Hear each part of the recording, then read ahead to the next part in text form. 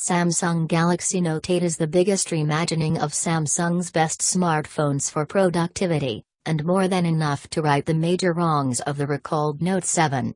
This is a mega-sized mea culpa. We've tested the new Note 8 for nearly 3 months now, and it's even more interesting today now that we're headed into the holidays and this powerful Android phone has seen a price drop. Plus, the new deep sea blue color just came out in the US and UK. Sadly, you can expect that Android Oreo update until early 2018. But, you can, right now, get our Note 8 versus Google Pixel XL comparison details. After all of our hands-on time with the Note 8 has us convinced, this is a true redesign of not just the Note series, but of the average smartphone from top to bottom, edge to edge, and rear camera too, well, rear camera. There are now 2 cameras on the back, a first for a Samsung flagship smartphone. It takes brilliant portrait photos, and you can even edit the depth of field post-capture. The S Pen stylus returns, and it has a larger 6.3-inch Infinity display to work with, but one that doesn't increase the dimensions of the actual phone too much. The Note 8 acts like a big, borderless glass canvas for your important handwritten notes and masterpiece doodles. Why buy this instead of the 6.2-inch Galaxy S8 Plus? The extra tenth of an inch is insignificant and doesn't matter, but Note fans adore the S Pen functionality and its more square shape. Power users are going to benefit from the 6 GB of RAM, and we love the superior dual-lens camera in our tests. You will too. This is the most powerful Samsung phone yet. It does, however, cost you in 3 ways. It's too big for some, it's technically Samsung's best, but not the best for everyone. You're going to need a Note 8 case to confidently hold this unwieldy glass beast, and 2 hands to operate it. The big screen also comes at the cost of the Note's usual oval-shaped fingerprint sensor home button. It's gone.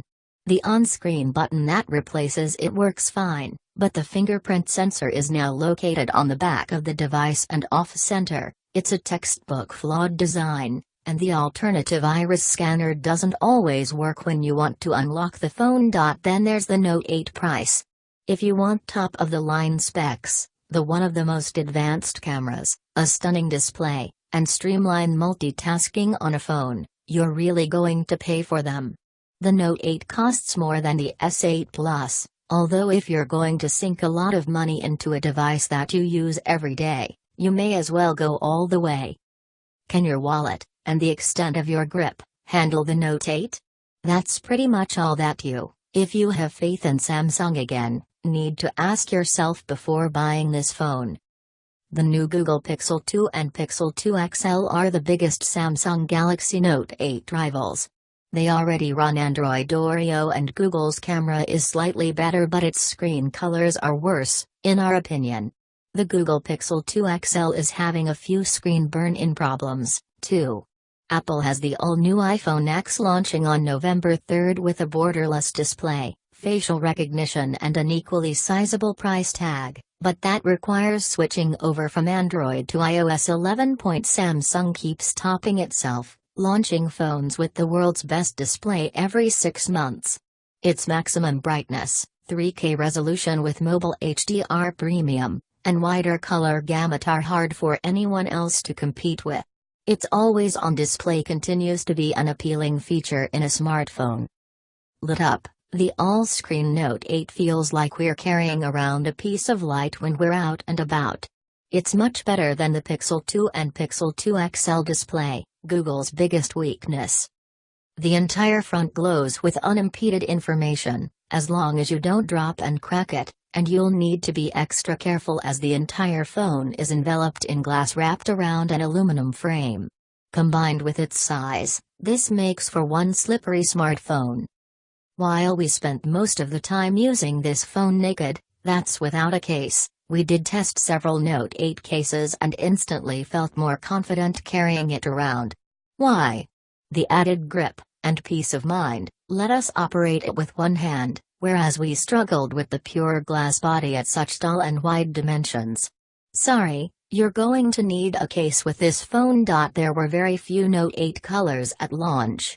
It came in muted tones of midnight black and orchid gray, and we only recently saw the deep sea blue color launch in the US. This vibrant blue and tempting maple gold colors were first launched in other regions. Samsung, annoyingly, refreshes its phones with new colors after a few months, much to the chagrin of loyal early adopters. You also won't get the best sound from the Note 8. It's a multimedia powerhouse visually, but its bottom-firing speaker still had us cupping the bottom of the phone to get better audio. Samsung has yet to deliver dual front-facing speakers like the Sony Xperia XZ Premium, or customizable hi-fi audio like the LG V30. Maybe next year. The Note 8 is IP68 water resistant, so it can survive up to 1.5 meters, 5 feet, underwater for 30 minutes, and it uses the reversible USB-C standard. Both are new perks for most Note fans. There's also no camera bump, and that gaudy Samsung logo has been moved to the rear, no longer staring you in the face. What's improved, slightly? The offset fingerprint sensor and sender-aligned camera are a few millimeters further away from each other. Samsung wisely moved the flash and heart rate monitor in between the sensor, which requires your fingerprints, and the camera, which always gets fingerprint smudges all over it. That built-in heart rate monitor you forget still existed on Samsung phones now serves a purpose again. Samsung's unlocking alternatives don't work as advertised. Face Unlock has proven to be less secure, so much so that we don't even suggest using it. And while you won't fool the iris scanner, it won't recognize you wearing sunglasses, or walking and holding the phone at the improper distance. It's ironic that we have a phone that looks like it comes from the future, yet it's been designed with a fingerprint sensor that's become a textbook design misfire on smartphones. Samsung could fix this issue with an in-glass front fingerprint sensor, but the technology isn't ready yet.